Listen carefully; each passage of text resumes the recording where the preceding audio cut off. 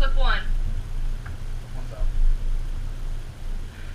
Ready to roll, fade, and track clip one in 3, 2, 1. Roll, fade, and track clip one. Millions of Americans are making their voices heard through their vote. Listen. We will be following three races tonight.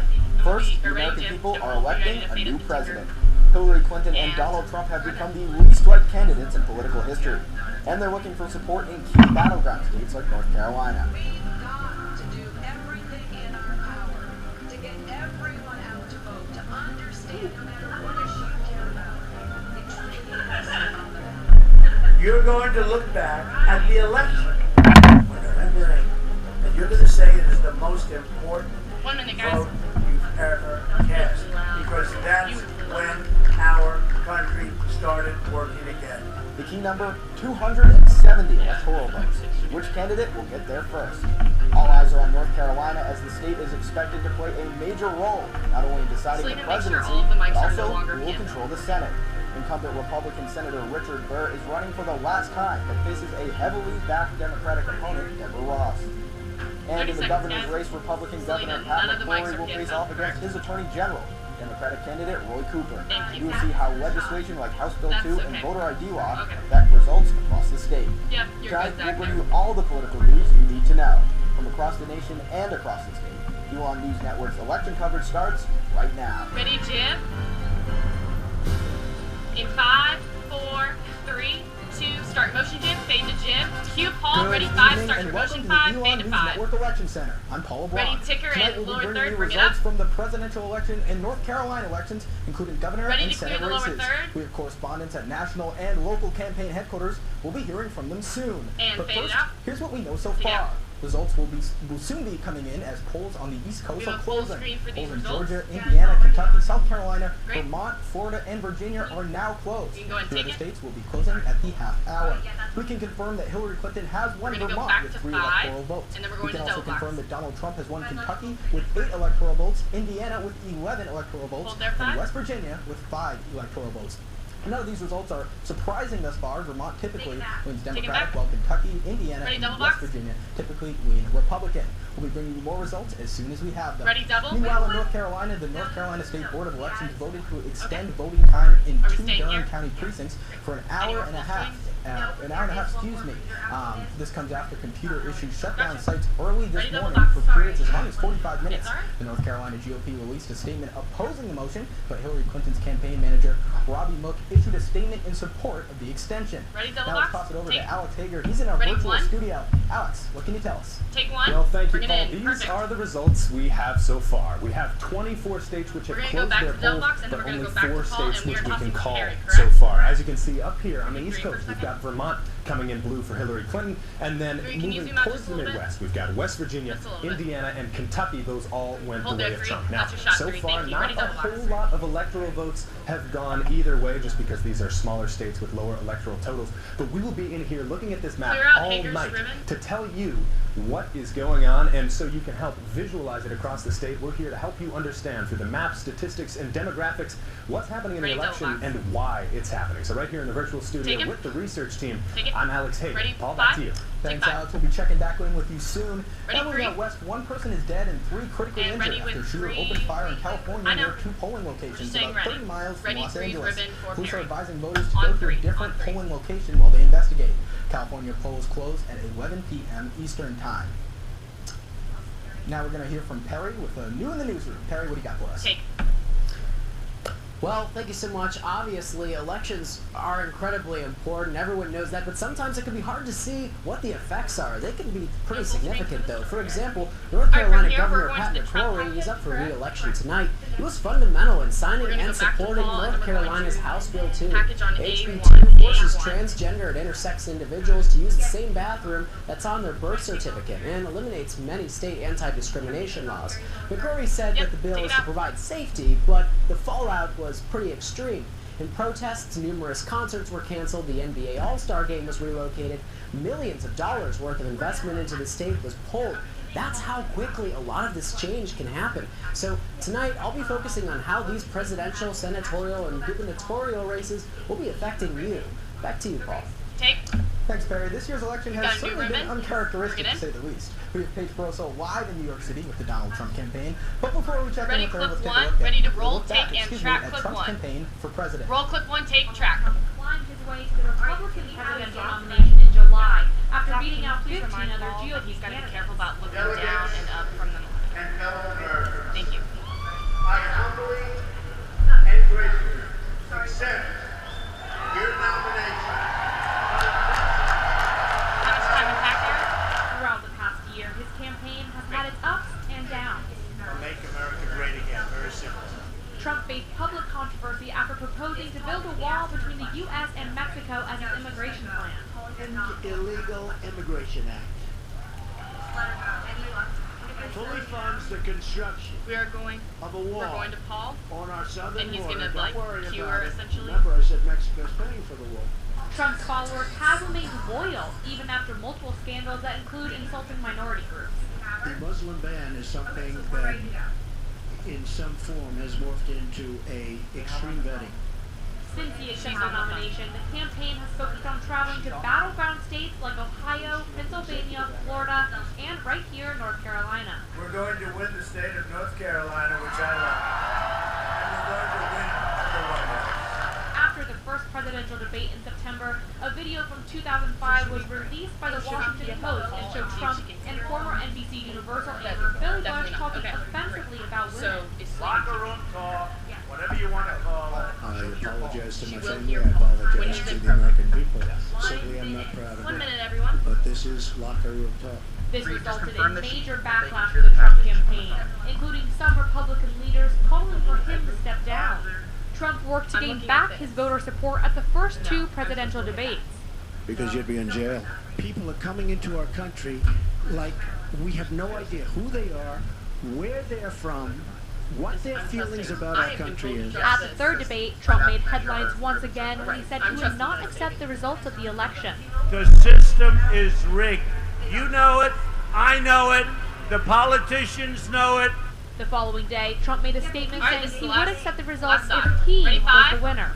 Take, cue. And Paige Barroso is in New York City, outside of the Hilton, where the official Ready, campaign event one. is being held. Paige, what can you tell us? Cue page, take. Hi, Paul. Yep, that's right. I'm right outside the Midtown Hilton where the official this campaign a event is looping being full held. screen? So in the room right now are hundreds of journalists and invited guests who are there. But Donald Trump is actually not at the Midtown Hilton. He's having his own little watch party down at Trump Towers. So he is there. So again, separate from this campaign event. And Trump Towers is a few blocks away from us, so it's all pretty close. As of the scene here, it's pretty quiet. There's some police present, but not overwhelming amount. They're just trying to make sure that the crowds aren't too big and everyone's safe. But again, pretty quiet down here. There's a small group of supporters, Donald Trump supporters, chanting across the street from the hotel right now, screaming USA. They have Trump flags out. But again, it's not huge. It's a pretty small controlled group right now, but it is growing by the minute, so we'll keep you updated on that. Now, over by Trump Towers is kind of where the action was at. It was a little busier. They blocked off 56th Street, which is the main street going past Trump Towers. And then crowds are stopping to take their pictures in front of Trump Towers. Most people know as a big event right now. Obviously, it is election night, so people are taking their selfies. We got to see some of that. And a lot of supporters and protesters there, too. But yeah, it's pretty much been a quiet election night so far as we get started in New York.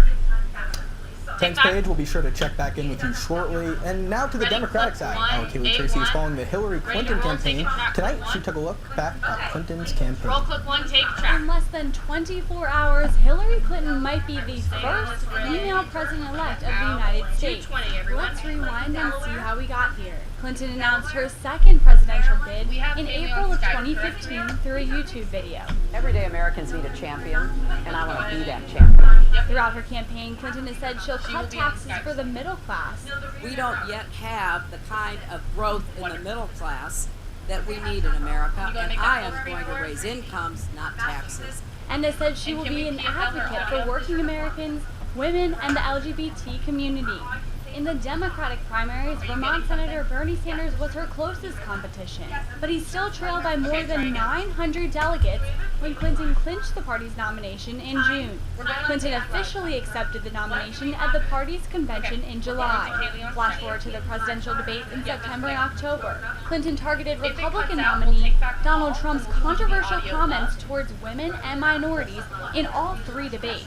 But her campaign didn't come without its own controversies. In October of 2015, Clinton testified for a second time in the Benghazi hearings. During the course of the Benghazi investigation, the FBI found that Clinton had used her family's private email server for official communications as Secretary of State. The FBI recommended closing the investigation in July of 2016, saying Clinton acted carelessly but not criminally. The case was never formally closed.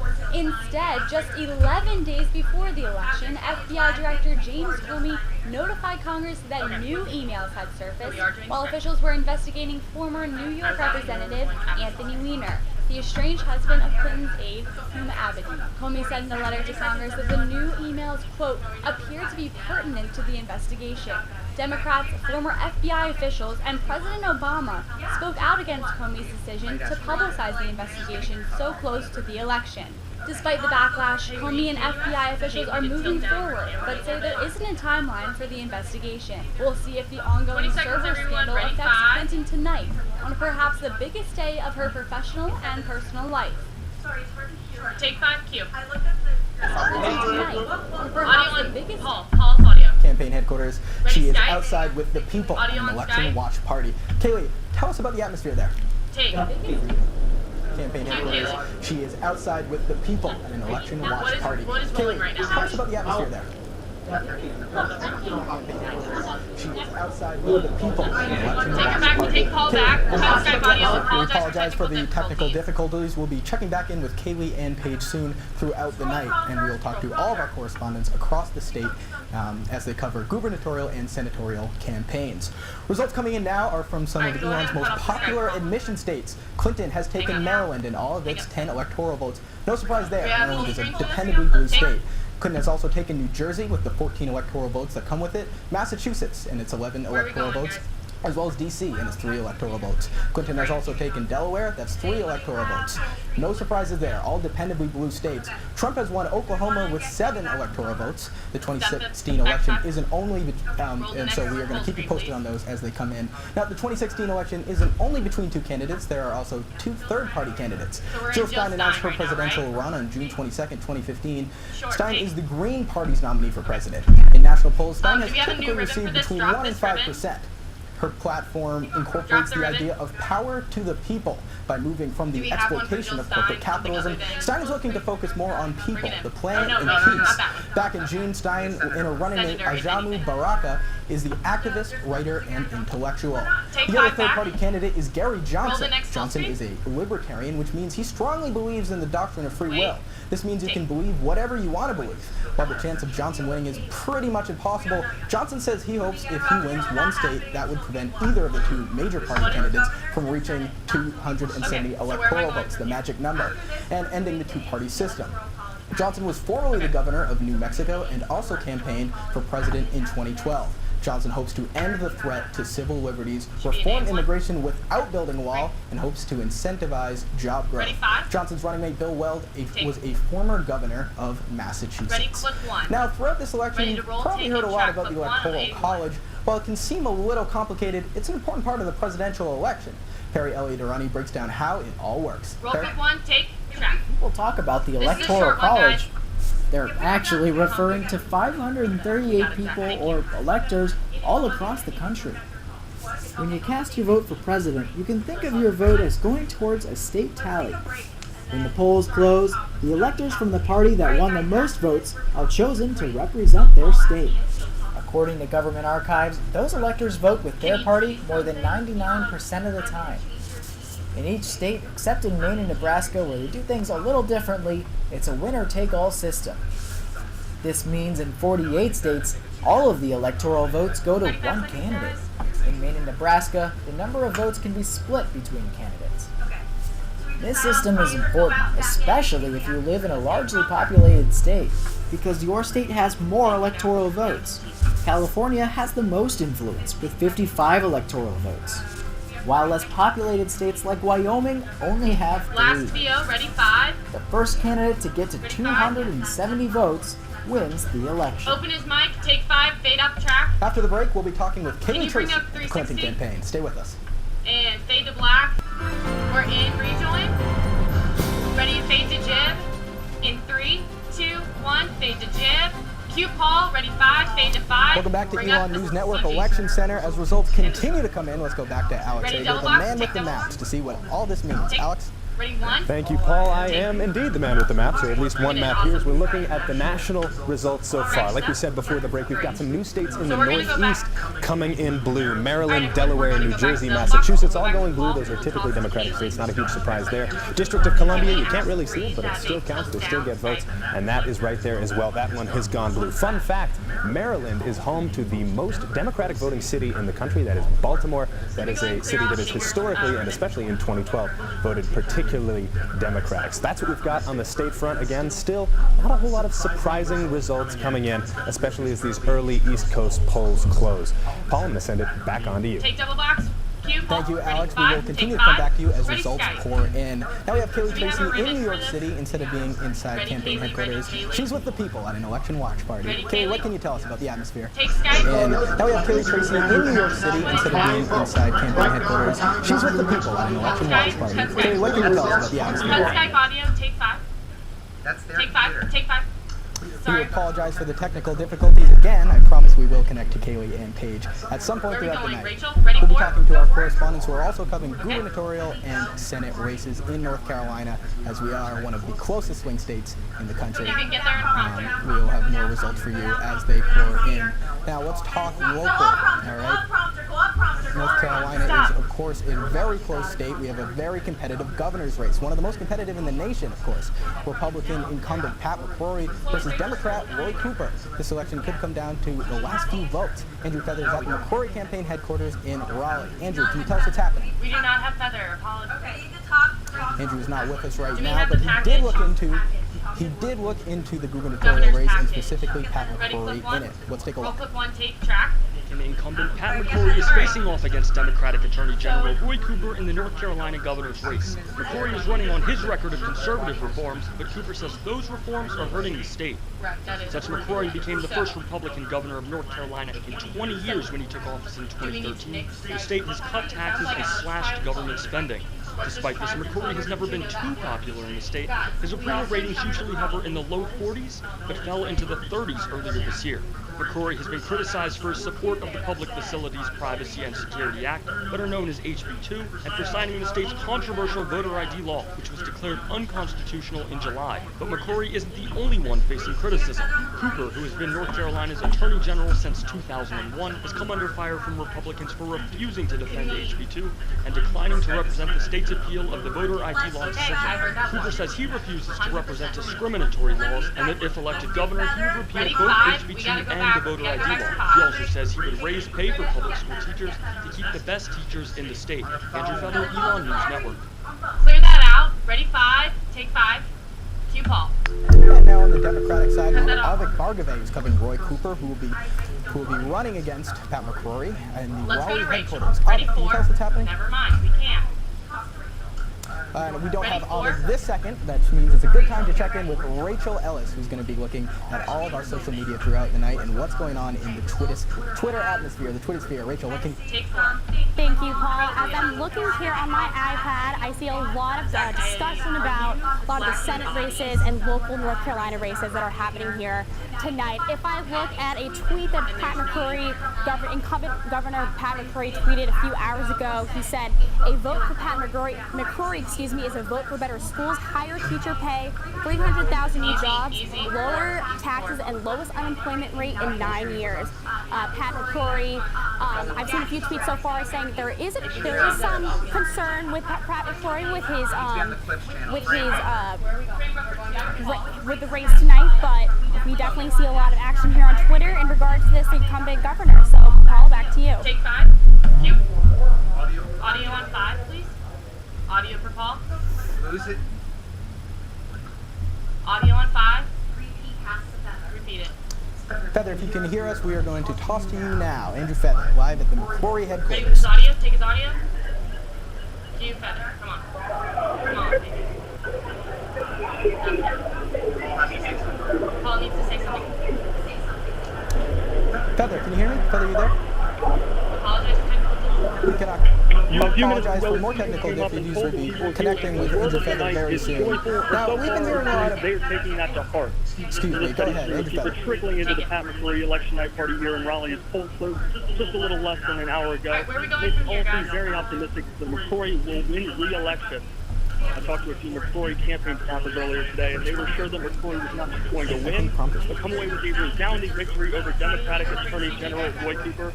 Most of the people here share that same optimism about the governor's chances of re-election, and their mood has not been dampened at all as early results show that Cooper is taking a slight lead in the state. People see their good spirits stick around as results continue to trickle in over the next few hours in what looks to be a very, very close race. For now in Raleigh, I'm Andrew Feather, ENN News Network. Take five. Thanks, Andrew. Of course, North Carolina is one of the closest races in the country, so we will continue to monitor it as we continue to monitor all races across the country. Now we have some new results for you this hour. Trump has taken South Carolina and the 9 electoral votes that come with it. No surprise there. Trump has also taken the 11 electoral votes that come with Tennessee. Those two both go to Donald Trump, so we will continue to keep you posted on the rest of the results. Now let's hear from Perry with more new in the newsroom. Perry, what do you got for us? Thanks, Paul. Well, we've been talking a lot about local and national elections. We want to talk about, though, especially the importance of these local candidates, our Senate candidates, our governor races. They're really important. We talk about HB2 like we've been talking about HB2. Whoever is the new governor will have the ability to maintain or repeal HB2. Cooper has promised to repeal HB2. Cooper has also promised, if he's elected, to go ahead and repeal the voting law that McLaury put into place earlier this his position as governor. So in the Senate, North Carolina is also extremely important. Whoever is put into the Senate has a big position to fill. I mean, they have to defend HB2. North Carolina's got a lot of negative national attention from that. They also get to make almost one of the biggest decisions that any Senate candidate can make, a vote on the new Supreme Court nominee. If it's a Republican, if it's a Democrat, whoever wins the presidential election will have to put forward a Supreme Court nominee, and then the vote will take place. So that's going to be really important. That's in for life. We'll keep following that. Back to you. We're actually going to go to Avik right now. Ready, Skype? Take Skype. Q.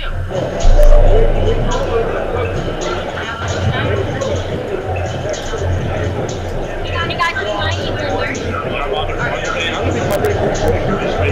Hi, I'll be covering for Senator Democrats here.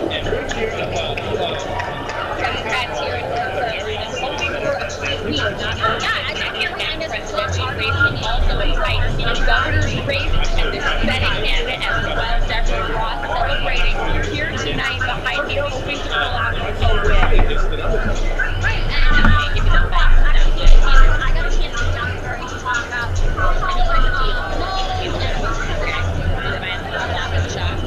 it's such a tight group. I don't want to see a lot of it.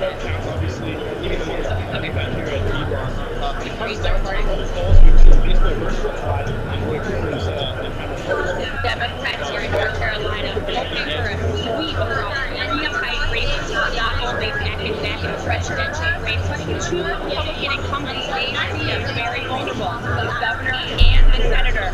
All three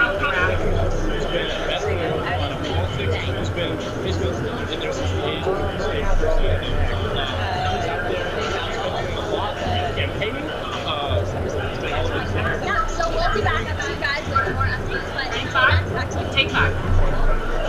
Maya and Avik will be checking back with you shortly. Other than the two major party candidates, Libertarian Sean Ha is also running for the North Carolina U.S. Senate seat. When he's not campaigning, Ha is a pizza delivery man for Papa John's Pizza in Durham. Ha was born in Arizona and is an advocate for the legalization of marijuana, opposes affirmative action, and supports gay marriage. Ha campaigned at Elon back in September. Kelly Darani has more. Excuse me, we're actually going to take a quick break. We'll be back with more results as they continue to come in. You're watching ENN. Fade out the CG, fade to black. Rosie, take me. Okay. It's Haley, Jackie. Okay. Welcome back. You're watching the ENN News Network Election Center. Let's check in with Kaylee Tracy. She's in New York covering the Clinton campaign. Kaylee.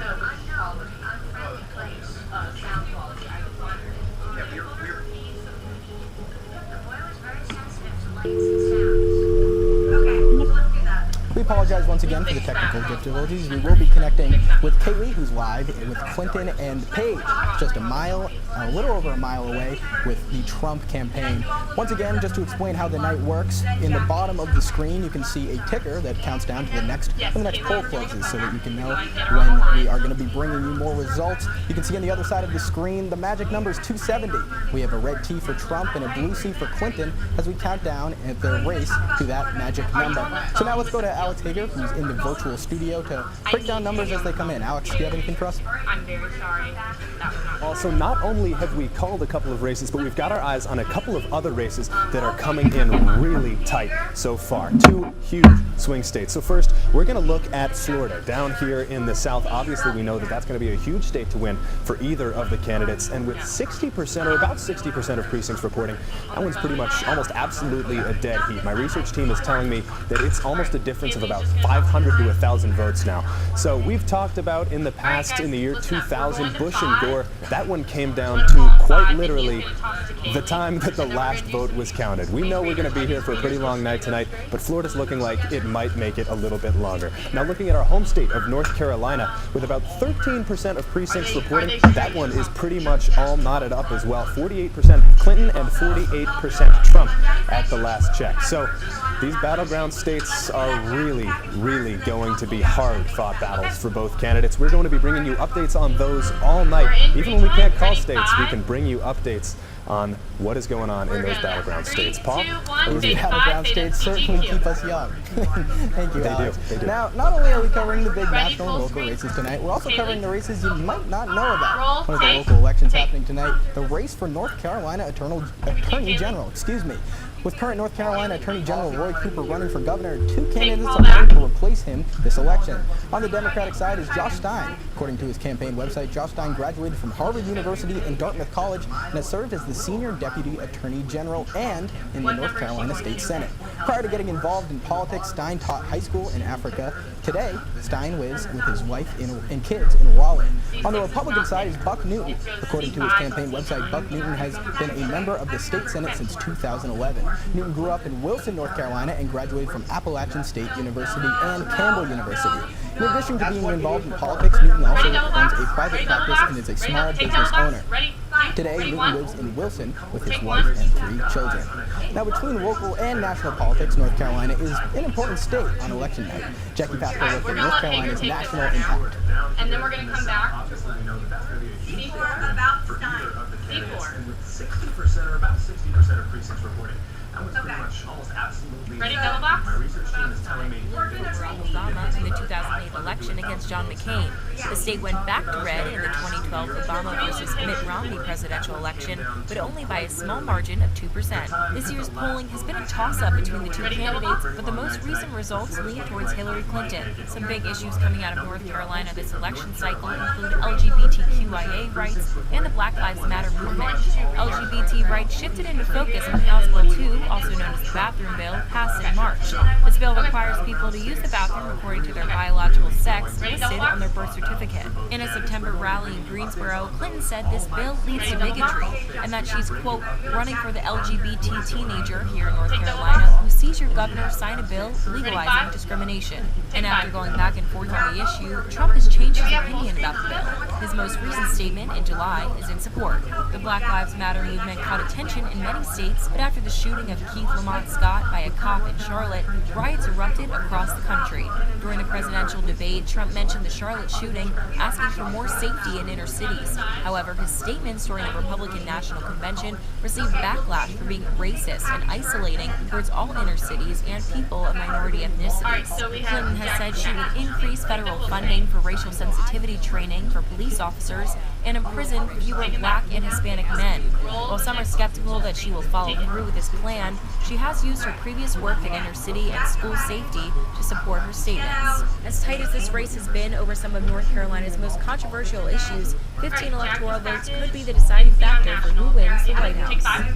We now have Kaylee Tracy live in New York City on the phone with the Clinton headquarters. Kaylee, what can you tell us? Hi, thanks, Paul. We are actually up here at a rooftop viewing party in downtown Manhattan, right in front of the Empire State Building. And as I was mentioning earlier, I'm not sure if we caught it, sorry about the technical difficulties, but it is lit up red, white, and blue with the projected numbers, who is ahead, and also has the countdown clock to the next polling close. And earlier we heard that Clinton had pulled ahead in Florida when that was announced. There was a big cheer here up on this rooftop, this viewing party. It seems like a lot of supporters of Clinton are up here. Now we talked to some supporters who were outside the Javits Center earlier today. And of course that's where Hillary Clinton is holding her viewing party tonight. And they were all in line waiting to get in. Some as early as 8:30 this morning. They said they simply just want to be a part of history to witness potentially the first woman president of the United States. Now, some said they passed the time by people watching, others said they were reading, but we were back there a little before 6 when the event officially kicked off, and people were getting a little more antsy than they were earlier in the day when we saw them around 2 p.m. Now, doors did open earlier than Clinton's press release originally stated. It said they were going to open at 6, but it started letting people in around 2:30 today. The lines were wrapping, blocked past the Javits Center, and police said police had been setting up 4 a.m. this morning with multiple streets closed around the Javits Center. Thank you, Kaylee. We will be checking back in with you as the night progresses. Now, as we mentioned earlier, social media is an enormous part of this political campaign, and of course, it's going to be a big part of tonight. Check in with Rachel Ellis, who has our social media update. Rachel? Thank you, Paul. We just heard from Kaylee Tracy, who's one of our reporters in New York City and Midtown, covering Hillary Clinton, as we heard. So I thought I'd bring it back to Elon's coverage of the event tonight. So, Elon Board Director Jason Kosser is leading some activities here in the Great Hall in the global neighborhood here at Elon. So it looks like more than 100 students, as you can see these pictures, are gathered here in the Great Hall. Looks like highly attended, which is great, as well as Jason Kosser has been speaking about Elon Poll here tonight. Unfortunately, can't play the video, but there's been lots of action here at Elon, and it looks like a bunch of students are tuned in. There's been a lot of Twitter activity as well, so this is all good things. So I'll keep you updated with some more Elon updates as well as our national updates. Thank you, and back to Paul. Thank you, Rachel. Now we can project that Trump will take Alabama and the 9 electoral votes that come with it. This is no surprise. Alabama has been a Republican stronghold for a long time. Trump currently has 69 electoral votes. Clinton has 30 electoral votes. We are going to keep you posted with that. Excuse me, I misspoke. Clinton has 69 electoral votes. Trump has 30. Well, we've narrowed down the race down to 2 candidates, but at one point, more than 20 people had their hats in the ring. Do students know who these candidates are? Our Kaylee Tracy found out.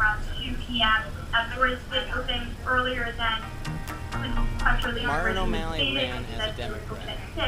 But it started letting people in around 2:30 today. The lines are wrapping, locked past the Javits Center. Police have been setting up 4 a.m. this morning with multiple streets closed around the Javits Center. Take 5 Q. Ready 4? Can we get her lower third ready too? Ready 4? Take. We got a room? Great, thank you.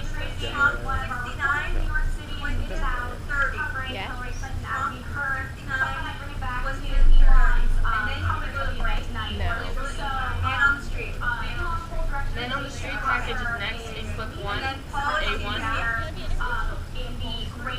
Yes. Yes.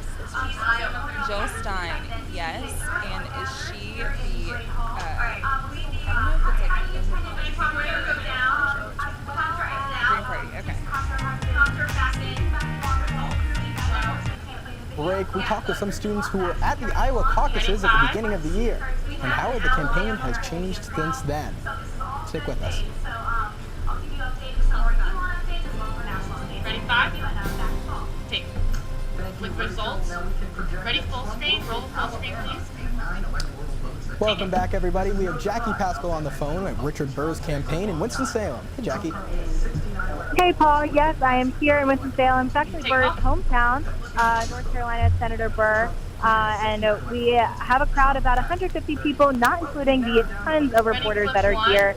Everyone seems super positive, very happy, very good spirits over here. The Burr campaign says they're pretty positive that they're going to win this. And this campaign has been really, really close. Just from those early polls, early voting, it's been 49 Burr, just 48 Ross. Very, very close. And honestly, the overall North Carolina race has been close between president, senator, governor, everything. It's really too close to call for right now. Those polls just closed in North Carolina not too long ago, even in those ones that were closing later in Durham County. But yeah, so I'll be here all night. You can just keep checking in all night. And yeah, back to you, Paul, on the desk. Jackie will continue to follow that race and all other races. Now we're on the horizon of some pretty big swing states coming in. Let's hear from Alex Hager about what we're on the horizon of. Alex, what do you got for us? Ribbon for this? Thanks, Paul. Last time you talked to me, we were talking about close races down in Florida and right here in North Carolina. Now, Florida still deadlocked in a dead heat. Like we said, that might be the state that keeps us up the latest tonight. New numbers coming in from North Carolina, though. We've got 27% of precincts reporting right here in the Tar Heel State. Trump has got 48.85% of the vote. Clinton putting in 47.54 so far. So very, very close in this here battleground state. Now, this is something that I've been thinking about in preparation for this election. And with states like North Carolina and Florida so close, our attention might shift towards some of those states that are considered to be sort of in the second tier for electoral importance. So states like Colorado, states like Michigan, which have been notoriously hard to predict and notoriously hard to win, and both significant states, definitely a step behind North Carolina and Florida, but both very much important states in their own right. We're going to be keeping our eyes on those, and those are going to be coming in a little bit later. Obviously, with the central and mountain time zones, those are going to be coming in a little bit later tonight. However, North Carolina is just as close as we expected it to be, and Florida, I don't know if I can say this, but it might even be closer than it's been expected to be. I mean, last we checked in, Florida was about 500 to 1,000 votes apart, and I mean, we're talking individual votes there. This, like Paul said before, this is what keeps us young. Paul, I'm going to throw it on back to you. Alex, now back to the national races. It feels like this election season has never been ending, but it's really only been 11 months since the Iowa caucuses back in January. Now we have two students with us who were at those Iowa caucuses, Kelsey Johnson and Stephanie Milovic. I'm sorry. Yeah. Thanks so much for being here, guys. We're happy to help you. Happy to have you here. Can you tell us a little bit about your experience in Iowa, what it was like? Yeah, let's go ahead. Thanks for having us, and we're both really excited to be here. We went with Iowa as part of an ENN course, and we either did journalism coverage for the university or volunteered with the campaign. So she and I both volunteered with two different campaigns. So which campaigns did you volunteer with? I was with the Clinton campaign. Wonderful. And I was with the Sanders campaign. Okay, very good. It was really a wonderful time. I'm sure. Yeah, a little cold. I had some friends that went and they were like, yeah. Like, you consider negative really 40 a little cold. I'll go back in the summer. We were okay with the 3 layers. Right. So obviously when you guys were there were so many candidates. It was kind of a circus. And now we're down to 2. Does this make sense when you were there, when you were watching Clinton, when you were watching Trump?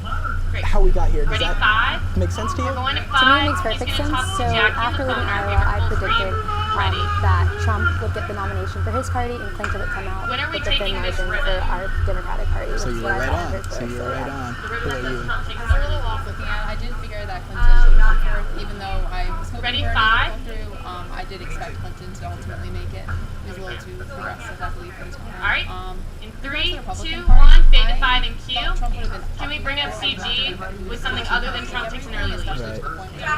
Go to clear it out. Just clear it out. Go to the default. Ready, full screen? Full screen for Jackie. Take it. I need a CG other than Trump takes an early lead. It becomes pretty clear, yeah. Well, thank you so much for being here, taking a little bit of time out of your election night. We appreciate it. Yeah, thanks for having us. Now we're going to hear from Rachel Ellis about what's going on in the Twitch sphere. Rachel, what do you got for us? Thank you, Paul. I'm looking at our Elon News Network Twitter right now, and if you look at our first update, we have the current electoral map set up right here. So we have Clinton at 44, Trump at 60, and Johnson at 0, and Stein at 0 as well. Continuing to look here, we have that Clinton is projected to win Massachusetts, and we actually have an election fun fact for you. So, did you know that Jeanette Rankin of Montana became the first woman elected to Congress in 1960? So it's a huge deal that we have our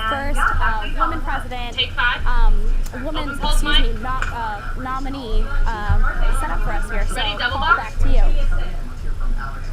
Thanks, Rachel. We appreciate that. We can now report that Clinton has taken Rhode CT. Island, another state that she was expected to take. That's 4 electoral votes. So we'll be following the rest of that as it continues to come in. Make sure Paul's mic is What off. local races we'll be following tonight is the race for the seat of North Carolina's 6th congressional district. Trying to keep his seat is Republican Mark Walker. Walker was born in Alabama but has lived in North Carolina for the past 25 years. Walker graduated from Piedmont International University and worked as a college lecturer and also holds pastoral roles in his church. Today, Walker lives in Greensboro with his wife and 3 children. Opposing incumbent Mark Walker is Democrat Pete Glidewell. Glidewell was born and raised in North Carolina, graduating from Davidson College and UNC Business School. Glidewell is currently the Democratic Party chair of Alamance County and has worked as a school teacher and a businessman. Coming up after the break, we have members of, we're actually going to hear from Perry Elidorani once again to break down some of the stuff that is coming in. Perry, what do you have for us? Are we going to Paul? Thanks, Paul. So, obviously, a lot of interesting things coming in, a lot of interesting things involving North Carolina. North Carolina is especially important in the national sphere. We already talked about the electoral votes. I mean, 15, that's not a small count. But also, adding on to that, it's a swing state, so both parties are going to be fighting over it. What's really important, though, as we were discussing a little bit earlier, is that Supreme Court justice vote. Whoever is the Senate candidate in in North Carolina, will get to vote on the next president's Supreme Court nominee. Now, right now, the Democrats are just 7 seats short of a majority in the Senate. That's important because our current Senate candidate is now a Republican. So if we vote a Democrat into North Carolina, not only do the Democrats gain 1 representative, but the Republicans also lose 1 representative. So some big national implications going into this election, especially for the Senate race, and down the ticket as well. Back to you, Paul. Thanks, Perry. Now, after the break, we have interviews with college Democrat president and college Republican president. But before that, our friends at ENN, they're usually not as nerdy about politics as we are, but they did put together a little segment for our election show. Let's take a look. Nice. And we're going to find out about this election. Thank you. I'm not sure what's happening, Can we go so we're back going to find out from Iowa? Who am I accompanied by? Andrew Fleck. Ready, 6? I'm here with the Homeboys, the future of America. Could you tell us where you're coming from, what you're doing? Ready, 2? I'm Joey, high five. There's an election. Who's in the election? What are they doing? Come on, I like your shirt. Some 2 big topics that are happening. Stephanie, other girl. Thank you. So if you could just hold that. Oh, who's going to be president? Ready, 6. Hold 6. Take 6. Probably run my dog, and I would have to think you would be better. Ready, 3. We've got Hillary Clinton. Take 3. And Ready, Donald 2. Trump. Take 3. A guy and a girl. Why don't they just do it Take together? 2. See, I've heard about this very charismatic, young, great man. Tilt down 6. His name is Joey Napa. Who's going to be our next president? Ready, 3. He has a real face when he's Take 3. Are you a Democrat or Republican? Ready, 4. Go back to election center. Smart one. Take 4. That's fine. Ready. He's going to build a wall. How big is the wall going to be? really Take big. it out. People are going out there for the election. Why are you wearing that hat? So girls are like, yikes. Thanks, guys. High five. Guys, bring it in. They called me cute. It's 8:45. Results and 2 readers. Just a reminder of our coverage tonight. We have a lot of reporters out at different races across the country. In studio, we have Rachel Ellis, who's covering all of our social media. And we also have Perry Elidorani telling us what's new in the newsroom. We also have our Alex Hager in the virtual studio, who's breaking down maps, telling us everything we need to know, not just what the numbers, but what the numbers mean for this big presidential election. Now, of course, the race is to 270. Reminder that if the race is to 270, we have Trump at 60 electoral votes right now and Clinton at 48. Every race so far is to be expected, nothing out of the ordinary yet. So another local race we'll be following tonight is the race for the seat of North Carolina's 6th congressional district. So we'll be following that as well, and we'll keep you posted on everything that's going on with Mark Walker and his opponent there. So as a reminder, we have reporters across the field. We also have our next poll closing in 8 minutes, so we will bring you results as soon as those come in. And like I said earlier, we're on the cusp of some pretty big power players in this election as far as the Electoral College goes. So let's hear from Alex Hager and an update on what's going on. Alex, what can you tell us since we talked 5 minutes ago? Hey there, Paul. Well, you know, a lot of stuff still pretty much deadlocked. We'll get you North Carolina numbers in just a second. But another state I said that might be kind of a dark horse player in this election is Michigan. And that's something that I think we're going to be talking about definitely as these battleground states stay close. That Michigan could play more and more of an important role. So we're looking at Michigan just because it's a high working class state and there's been a very high working class turnout. So as of last check with my research team, Hillary Clinton has 50% of the vote there and Donald Trump has 44%. Now the thing with Michigan is that local polling regulations have made this state notoriously hard to predict. It was very hard to predict. There was sort of a bit of a mishap with numbers reporting that Bernie had a huge edge in the primaries. That wasn't quite as correct, and it was an equally hard to predict state in the last election when Obama won the nation there. Now, we only have 8% in from Michigan there, but polls are closing at 9 o'clock our time, so we will have updates from Michigan as the night rolls on. Now, the latest coming in from North Carolina, right here, right in our home state. Trump has 49% and Clinton has 47%, and the latest results show 36 precincts reporting. And when you throw back to me next time, I will have some of the latest numbers from Alamance County, put a little bit of a local spin on things. But basically where we've left is that North Carolina still pretty much deadlocked here. Thank you, Alex. As always, we will be checking in soon as results continue to pour in. Now let's hear from Perry L.A. Durrani. He's always looking at not just what the election, what the numbers are coming in, but what they're going to mean moving forward. Perry, what do you got for us? I'm here with the Homeboys, feature of America. When we're talking about gubernatorial races, a big issue for North Carolina is education. When we're looking at the numbers, North Carolina's teachers are the 47th most paid teachers in the nation. In other words, they're among the top 3 lowest paid in the nation. The average teacher in North Carolina makes $10,000 less than the average teacher nationwide. That's a big difference. And even though McLaury is a Republican, someone who typically, a party that typically doesn't fund education, McLaury has actually passed the largest state budgets in 2013 and 2015 on record to fund education. But what's key about that is that's not going towards teacher salaries. That's going towards new technology. That's going to paying for charter schools. That's going towards paying, creating merit pay systems that he's advocated, where teachers basically get paid according to their students' test scores. All things that Democrats oppose. So what's interesting in the election, a gubernatorial election between the Democrat and the Republican, isn't necessarily how much money is going to education. Both sides say we need education. The key is where that money is going. Is it going towards the teachers? Is it going towards public schools? Or is it going to creating charter schools and creating merit pay systems that were encouraged in legislation like No Child Left Behind by the Republicans in the past? So a lot to talk about in education, a big issue for North Carolinians. We'll see how that turns out. Paul, back to you. Thank you for that insight, Perry. We will be checking back in throughout the night as more issues come up. Now we have our Paige Peroso, live in New York City at the Trump campaign. Paige, what can you tell us about what's going on there as these results continue to flow in? Hey, Paul. So yeah, we were right at the campaign headquarters. It was kind of quiet. There were some protesters going on, but again, supporters. But again, it was pretty quiet over there. And then we heard music. That's right. You heard me right. Yes, music, marching band music to be exact. And we found the Columbia University marching band was playing through the streets of New York City protesting Trump. Now we followed them as they went down a couple blocks. They were heading towards Times Square and then the Fox News headquarters to play there. And they had some choice words to say about Trump. They were upset with his policies and really believed that for millennials he was the wrong choice.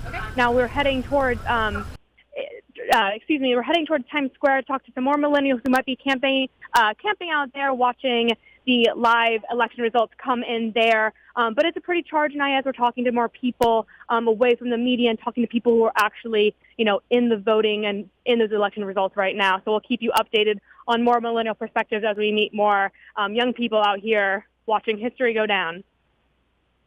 Obviously, Trump is off to a strong start in the states that he's supposed to be taking. We still have yet to see about the states that are up in the air, like Florida, North Carolina, and Ohio. So we will check back in with you as those come in. Now, as a governor update, Cooper is at 52%.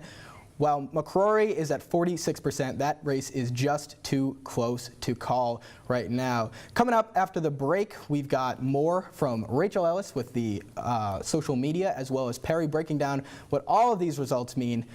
And we also have an interview with Leo Lambert. He's not the president of the United States, but he is the president of Elon, and we have him live. We also have the College Democrats president and the Republican president on next. Leo is not going to be live, excuse me. We have a pre-recorded interview with him that we are going to show you for the first time here on election night. So we have all of that coming up after the break. Stick around.